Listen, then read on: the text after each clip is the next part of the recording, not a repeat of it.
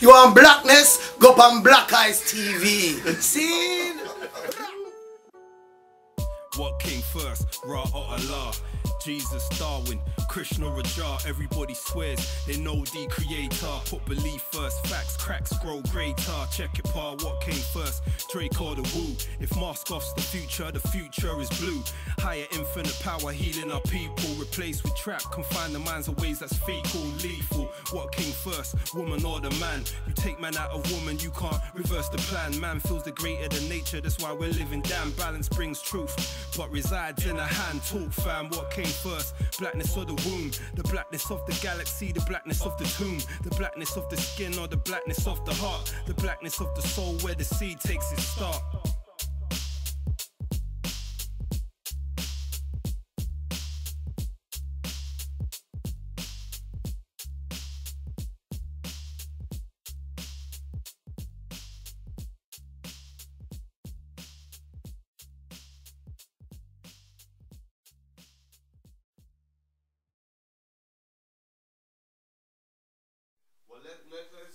Let me ask you lot all now, what is your opinion on homosexuality?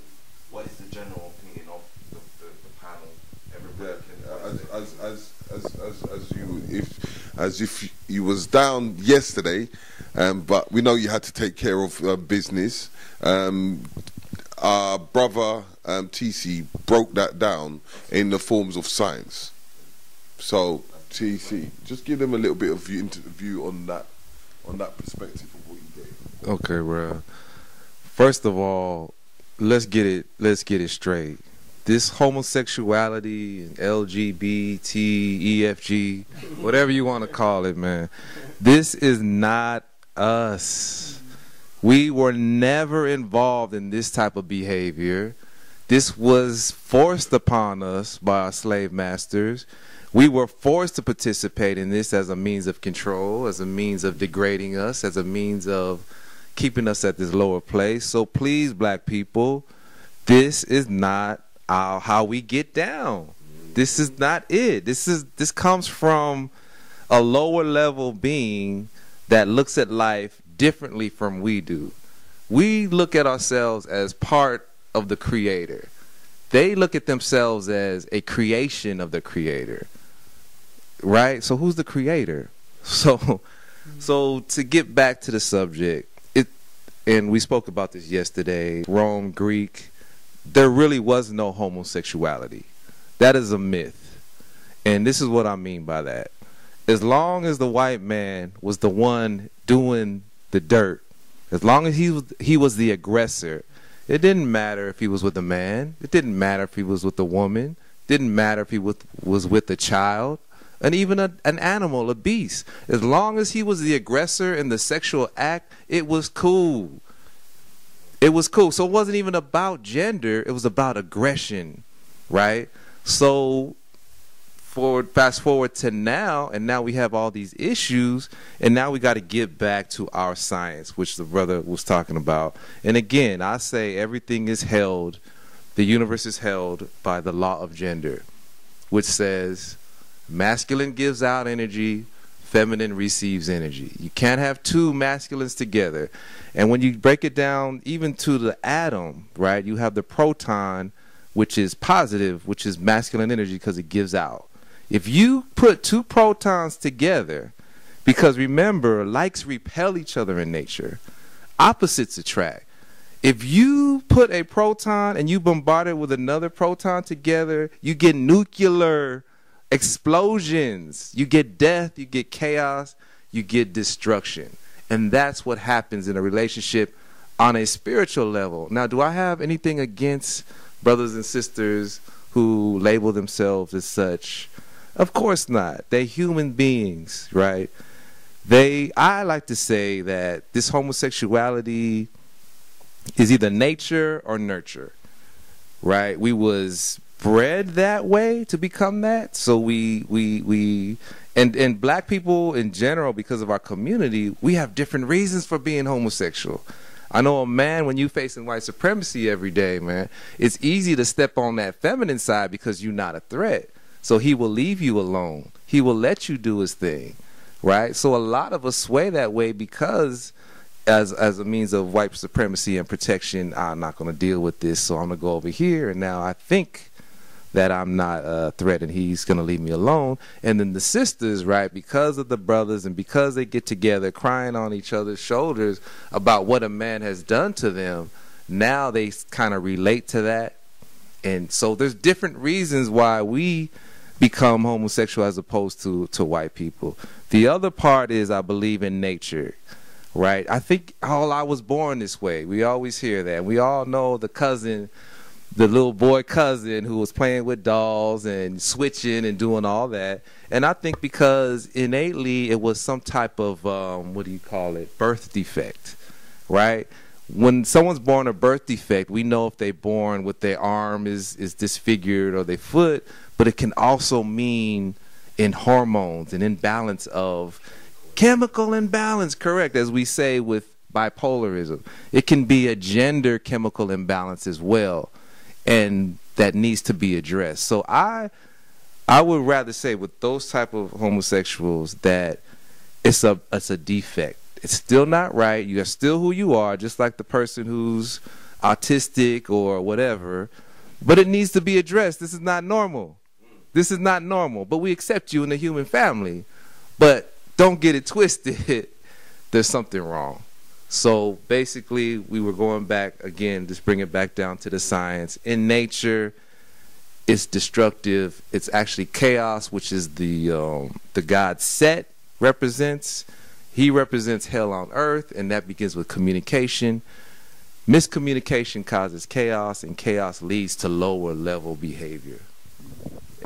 Thus, homosexuality. No, I think he's talked to you. Okay. My thoughts on the whole down low community, I mean, it's appalling, you know. I mean, it's not natural for a man to be with a man. You know, we are meant to be with a woman, and as TC mentioned, that's not our culture. That's something that Europeans imposed upon us. You know, when it colonized Africa, they brought that twisted, sick mindset of men sleeping with, you know, other men.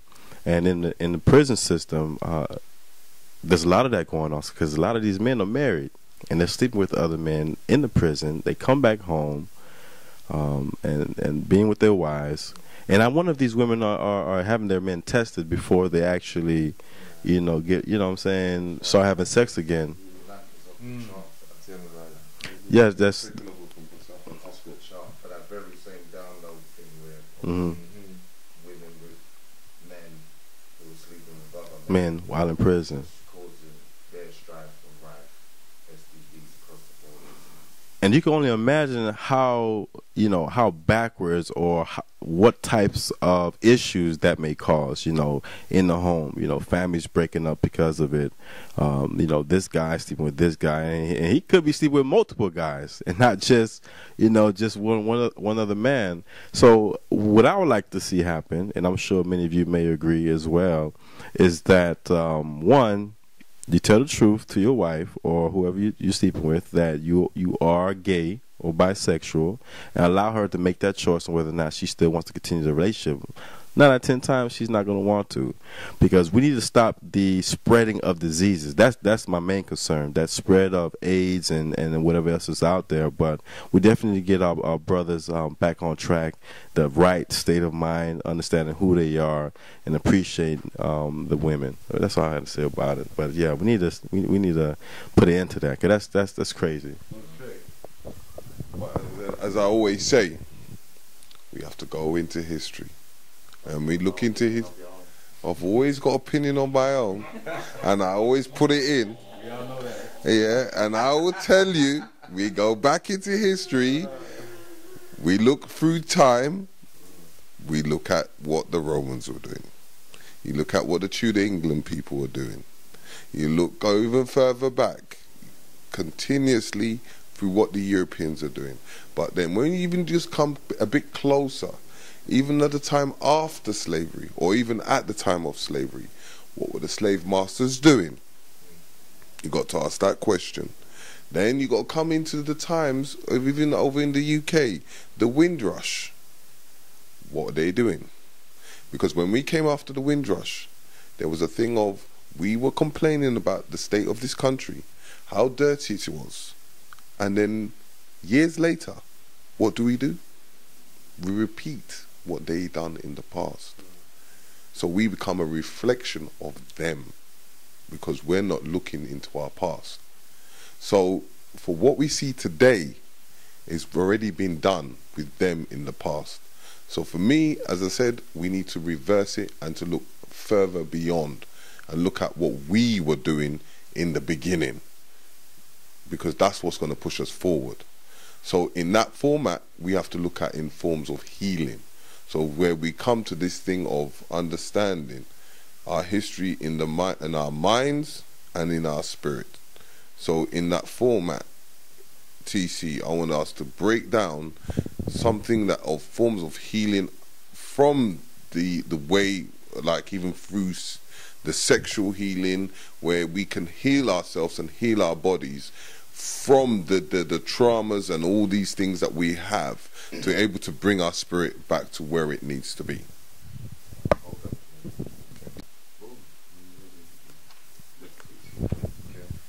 So ask the question again, or just tell me.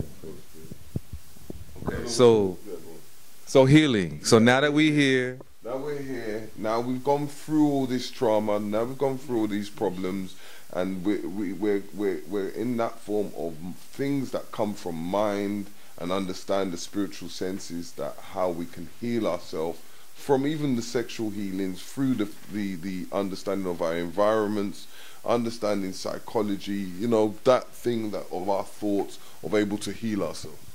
Great question. I wrote in my second book, Black Sun Rising, The Reawakening of the Warrior DNA in Black Men, how we can actually do what we're saying, and that's heal.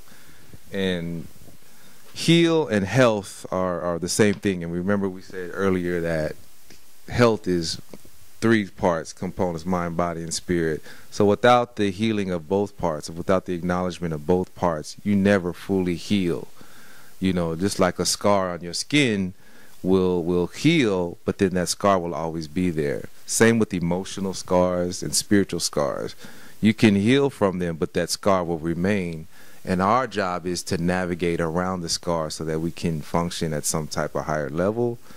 And in this book, I basically list of the 5 stages of grief.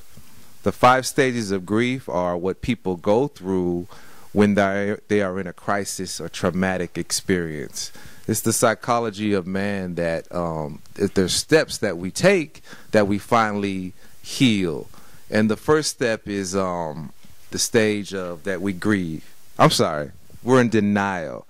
Like they say with people with addictions, that the first thing that you have to do is admit that you have a problem. And for the black community, that's hard for us to say.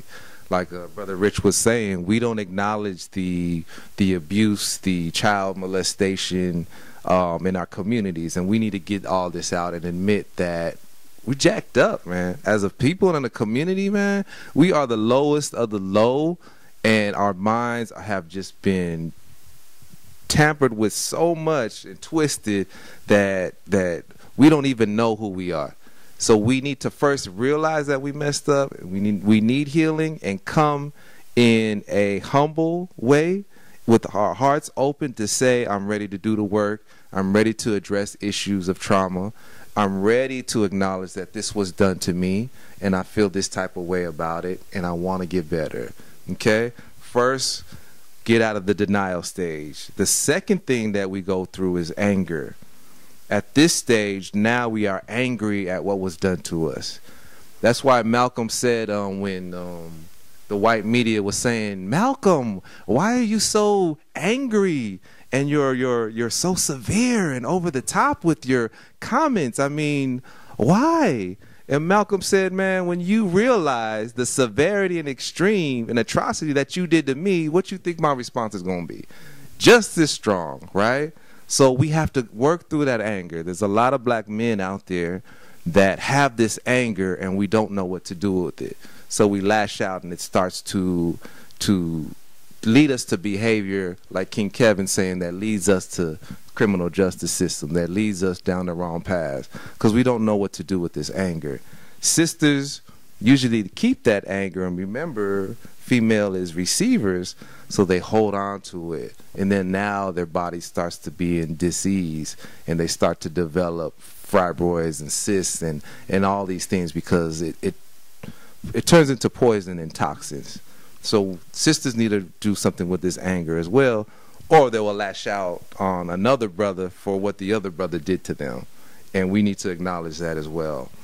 Third stage we get into is now we bargaining. Now we like, oh God, if you get me through this, then I will be better. I will do better. Trying to make deals with nature, trying to make deals with universal law, and the law is the law. What you do is a cause and effect, as above, so below. So you can't bargain with nature. You have to confront it. You have to be willing to die, and able for you to be resurrected into your higher self and your higher consciousness. But the ego does not want to let go. It wants to keep you at that state. So it'll kick, scream, and fight for you to stay at that lower level so that you will never heal, so that it can control you. But you have to not bargain with it, and you have to keep moving with it and to address it. Okay? The fourth stage is depression. So we stop with the bargaining. We finally realize what we got to do. Now we at a lower state, because now it brings us back to the act of what was done to us. And we don't want to face it. We are very fearful of going back to the source that brought us this pain. And I know a lot of sisters myself who have been abused and molested by, say, uncles. And the uncle, exactly, and the uncles are still around. They still hang out with them at family gatherings. Don't you think, though, sometimes, we understand what the uncle's doing wrong, right? Mm-hmm. But sometimes, do you feel that that is a sickness, or that the uncle is traumatized himself for him to commit that act? Yes, of course. Yeah, the uncle definitely is. Usually what happens is those who molest were molested. They just acting out the behavior, and they're acting out the other part of it because they want the control and power that was taken from them. So now they get to experience the other side as a way to cope with it, and then as it's a vicious cycle, and it just continues and continues. Yeah. I just wanted to say this whole thing about the uncles who are not really family members, but within the Caribbean families, I don't know. Really uncles. Okay, but I know within the Caribbean families, a lot of these people are coming into the home, saying, "Oh, this is your uncle," and then they were never related to the family. They just said that you have to call them uncle. So, as a child, you're thinking that that person's related to you, but they're not. And then a lot of these people have come into the home and abused children when they were. So I find out that sometimes, even with parents, sometimes when they have a new relationship, the first thing is when a woman brings a new man to the house, oh, this is your Uncle Fred, or an uncle this. But in looking in that it, depending on the age of the girl, but some men, because it's not their child, they get attracted to it, and then they abuse their station. That don't even matter. Fathers with daughters, so we're not even family. Blood doesn't even matter anymore. Yeah. So what I was saying was that they go to these functions and their uncles are there, and they still don't address the issue because they still traumatized in that state. So even though they're grown and can speak up for themselves, they still don't want to do it because it takes them back to that dark place. And that's part of the depression stage that we have to get through in order to get by it. And then finally, the fifth stage is the acceptance. This was done to me, and now I need to deal with it. In order to deal with it, I needed to take therapy. I need to do this. I need to confront him, right? And take my power back, and then I can finally heal. So there's 5 stages of this grief system that the psychology of our brains have to go through in order to heal and go to the next stage. Because, like Suzanne, don't you there's another thing, like as I was saying, in going into the spiritual thing, and I've kind of been seeing it happening quite often, and it's with parents. when they force feed you with a religion and their way of life, and they feel that you must follow protocol, right? And sometimes it comes in a form of the way they're forcing it in a form of an abuse. How do you feel about that? Well, yes, I grew up in a Christian home, and we were all indoctrinated into that religion. So it was all about do's and don'ts, and a lot of Caribbean people were raised their children that way because it was handed down to them through slavery. So I was lucky that I developed my relationship with God outside of church, and I didn't rely on what I was taught to rule my life. I was always a very spiritual person, so regardless of what I'd been taught and indoctrinated into, I still asked questions. I still asked my own questions because I had my own relationship going on. But I think it's been very damaging to us as a people, this whole indoctrination into religion, and it's to me, it's psychological warfare. And I'm kind of grateful that my generation now, we're not really passing that down to our children, so we're almost breaking out of that chain of it being passed down from one generation to the next. So I find that our generation now are not indoctrinating our children the way we were. So our children aren't going through that same mental slavery. Because of that kind of indoctrination, it's what I was saying, like in the family, because you get a lot of people that run away from home because they feel that they've been over disciplined, or they feel that they can't get their own way. But then it can happen on both sides of the parties, where one person get miseducated, where you get the father being very harsh on the daughter, but not understanding the indoctrination of what the daughter has got to making her to be like the way she is. And he's being forceful upon the child. So what I was trying to say is that there's two sides, but that, how can I put it, that harassment, that force on both ends is something that has come from somewhere where we, like, as I was saying to you, like the forms of religion, or it's been indoctrinated from someone else outside the religion, which they've carried on. So for you, have you experienced them kind of people in that kind of environment? For instance, friends or whoever that have been like harshly treated within the household, but because the father doesn't know about looking after his child because he wasn't really probably taught, and being his aggressor on the child and run away. Have you experienced that? You're talking about in terms of the same sexual trauma? Yeah, same kind of like like the trauma, but in that form of understanding, because I'm trying to come from the spiritual side of it, that understanding that there's a good and a bad of Birth of a Nation, and in the Birth of a Nation it stated that he put, the European man put a quote and said to give to the people that you should be obedient to your masters.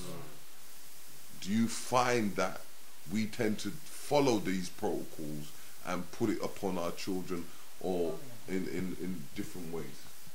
Well, yes, when I was growing up, that was part of the indoctrination, is to submit, to submit to your master. So you find that obligation with the parent, that you have to submit to your parent, you have to submit to your husband. So then, in that form of spiritual senses, or utilizing that format against us in that way. Well, it's that whole thing. TC broke down that word submit the other day, because a woman will naturally want to submit to the man if he himself is submitted to his higher self. So I personally don't have a problem submitting to a man if he's submitted, if he's doing what he's supposed to be doing. So it's the way they use that word, submit, to make it sound like you are beneath. someone, basically the white man, you know, you're the slave to this white master.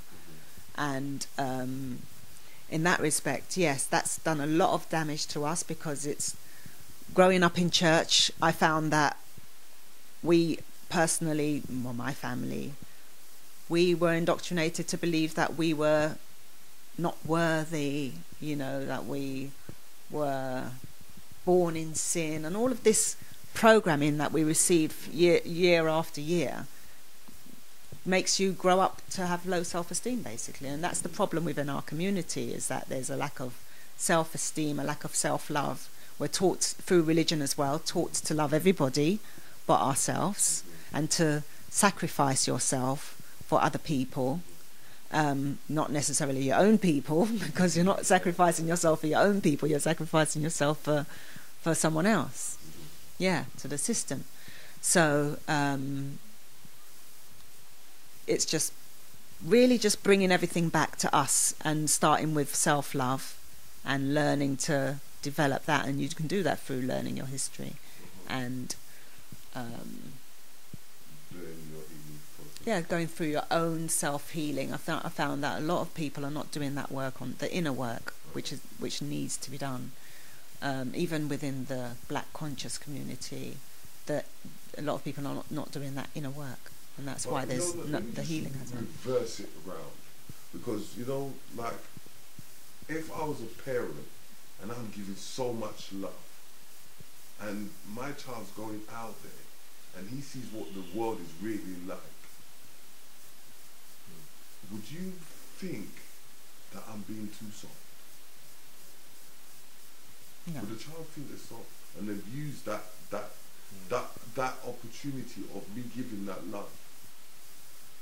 Because now that I'm giving all the love to that child as much as possible, I'm giving all the child the teaching, the spiritual thing, but then the child goes out and comes back and says, hold on, you're too soft for me. I don't know, because within this society they do need that love, and the problem is with a lot of the youth, they're not getting the love. Yeah, so that is what is the problem, is they're not getting the love. What I'm trying to get is the understanding of it, because a lot of people we can give the best advice, we can give all the healing, we can tell the public, be this so-called nice person, let's all love each other, let's all unite with each other. But if deeper down they don't have an understanding what love is, how do they accept it? You have something to say? Sure, no. Oh, let's go.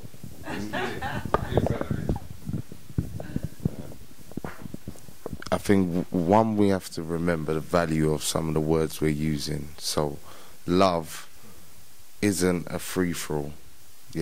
Love, when it comes to parenting, is going to have restrictions, it's going to have boundaries, it's going to have certain balances that you have to have within that word love. So the only way your child is truly going to understand, and again, your child is going to grow into an individual and make his own decisions or her own decisions, but that showing, that instruction comes from the routine that you have in place in your house. How you choose to govern your child around the house, how you show them your love in the way you feed them, when you feed them, when they go to bed. They don't want to go to bed at a certain time, but you know it's better for them to go to bed at a certain time, because they're going to wake up fresher, they're going to be able to execute things.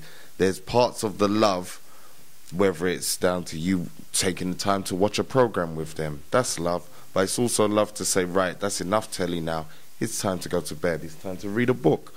You are showing that love within those ebbs and flows and boundaries, as well as those expressive moments and free-for-alls, but it has to be tempered.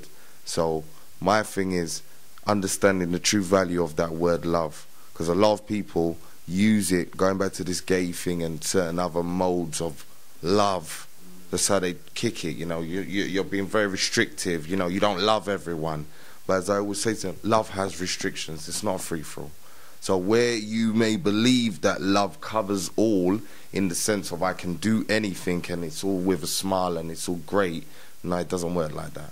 So I think it's just about understanding the true value of that word, and when it comes to the kids, it's reflected in the balance of how you do things. Because again, enough parents will spoil their children, give them everything, give them all the things they didn't have. But again, if you don't temper that, I don't know one child who's ever been spoiled and come back to their mum and dad and say, yeah, thanks for giving me everything. It just doesn't work like that. They always come back and say, I want more. Exactly. But they never come back and say, oh, thank you for giving. But it's the kids that didn't have everything. They got that love tempered, that even if it takes a little while for it to kick in for them to have that epiphany moment, when they do come back, that's when they say, well, you know what, I realized you loved me because you didn't allow me to do anything I wanted. I knew you loved me because you kept me in the house from running amok and doing certain things. Or you said, I can't have that girlfriend. Or you said, I can't have that motorbike. Whatever the case is. But that's one of the key elements. So yeah, that's me, Black Eyes TV. Yeah. Yeah. I want you to give us an overview of what we've been talking about. Now, I'm glad Richie said that, because I was going to say something regarding that as well. Discipline is love as well. And one of the things in our community, the black community, we think that because we're beating our child, that means we love them. To a degree it is. But how are you beating that child? Are you beating them senseless?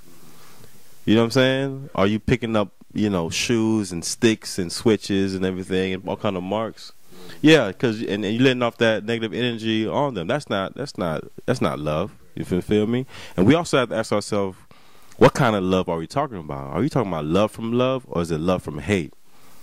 Because within our community, a lot of what we think is love is truly love from hate, because we hate ourselves for whatever the case may be. So that's why we punish our children the way we do. We beat them senseless.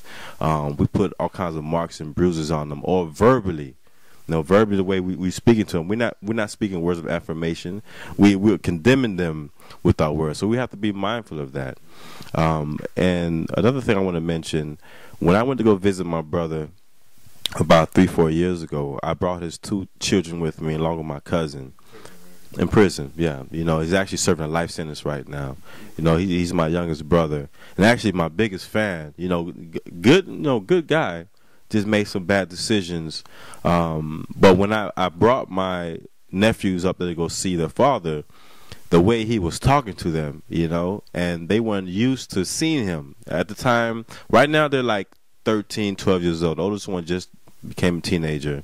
At the time they were like, I would say about 9, 10 years old, and the way he was talking to them, like he made them cry, You know what I'm saying? And he didn't realize how much of that masculine energy and how powerful his voice was and how he was talking to them was actually making them sad.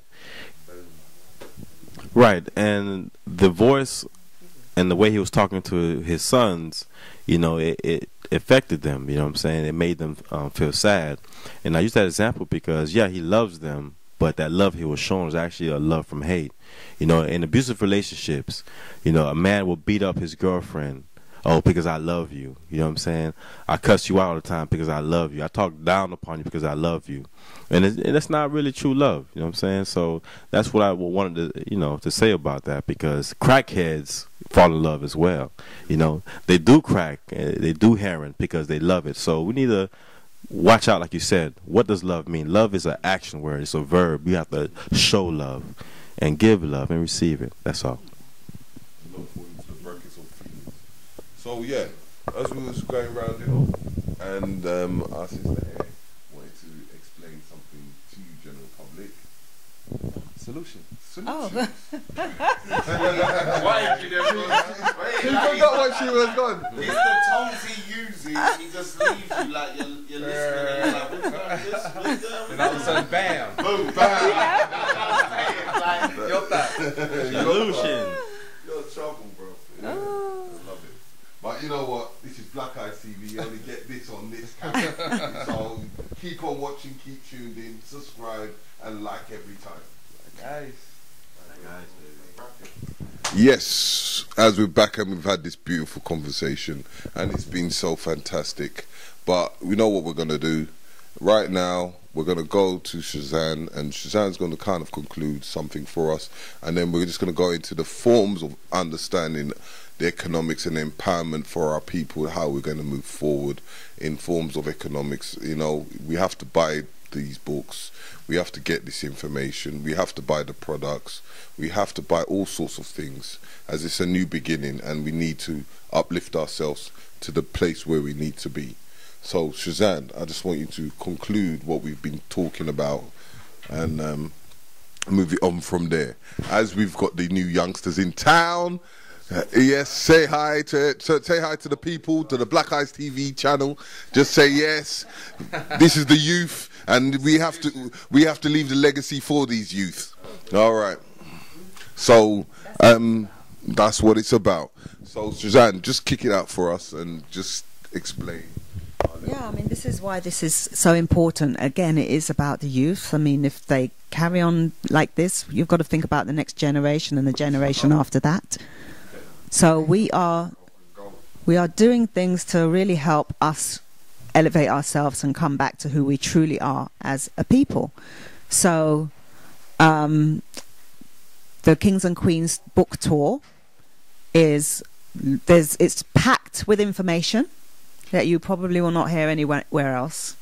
You can get the books, you can go online, order the books off Amazon. These 2 books are available on Amazon: The Secret Science of Black Male and Female Sex, Black Sun Rising, Reawakening the Warrior DNA in Black Men, 7 Types of Queens, King's Desire, and my book is not on Amazon, but the ebooks are, Journey of a Sister, and Courage to Believe. So all these ones are available on Amazon. You can even download all the ebooks on Amazon. So go and get the downloads, read the books, because this is not the end. Even though the last day of the tour is on Sunday, we will be carrying on. We're going to do some online presentations and really keep the momentum going, so that by the next tour you'll have all read the books, and we can then have some further, deeper discussions later on. Oh, and then, you know, the public would like to know, you know, because we still, as I was emphasizing on economics, is how would they go on to finding any of you lot, especially on the websites, the emails, and the information, because, you know, and how to find you on YouTube and things like that. Do you want to go first? Oh, sure. Yes, I have like 3 websites. My nonprofit website is thecouragetobelieve.com, which you can find a trailer to my new documentary, Courage to Believe, Never Give Up. My main website is kevindorival.com. That's KEVINDORIVAL. And that's where you can find both of my books, 7 Types of Queens, King's Desire, and The Courage to Believe.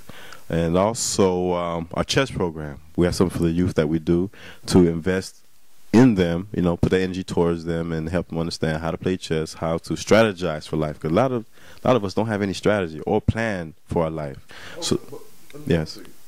If someone wanted to help you out or fund you, because, you know, we might have some American viewers, and they think, okay, they want to invest in what you're doing.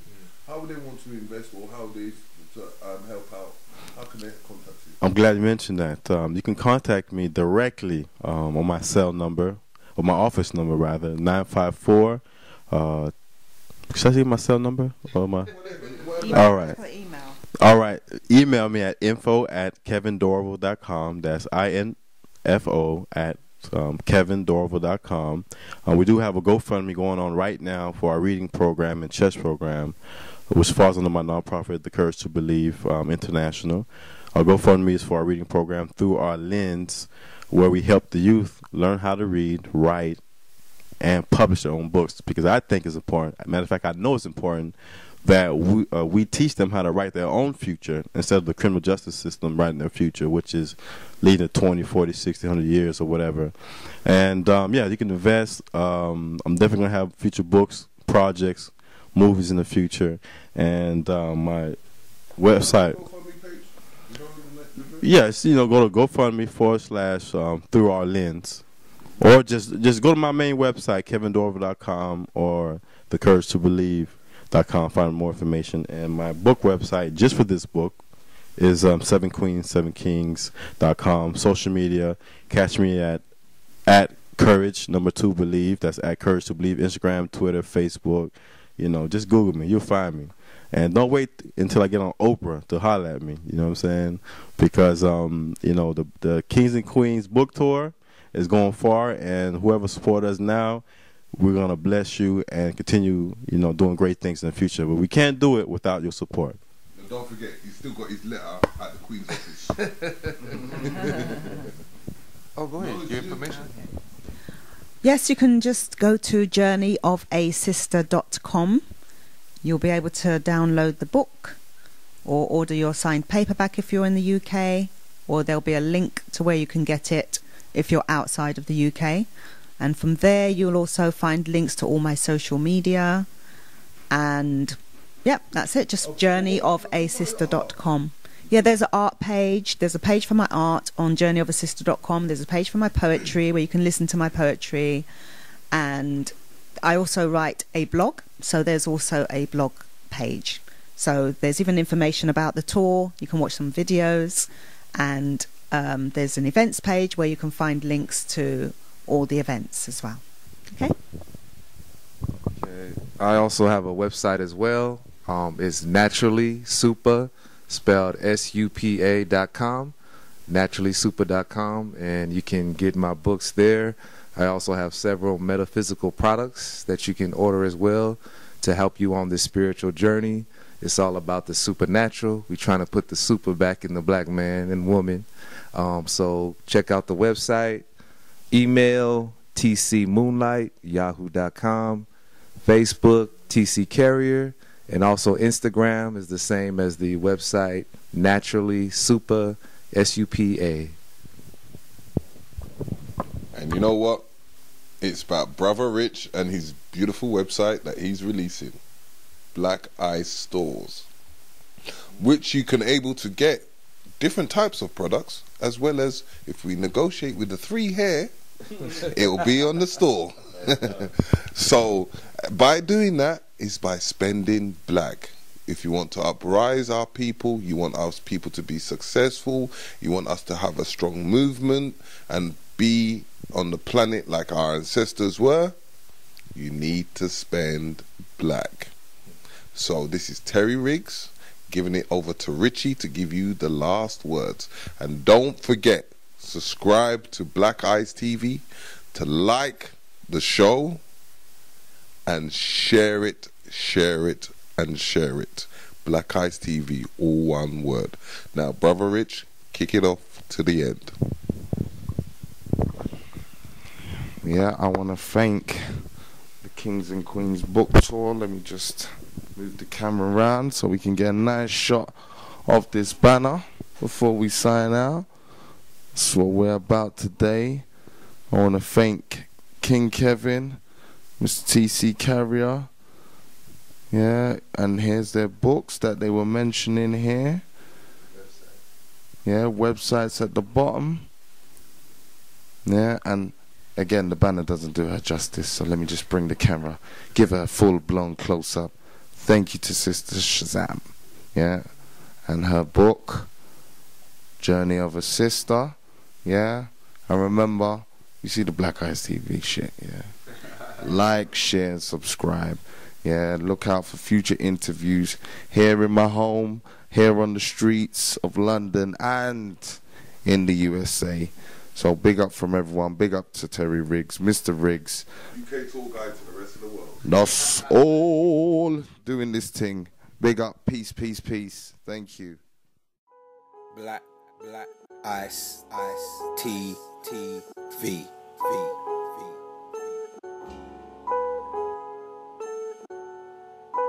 Black Ice TV.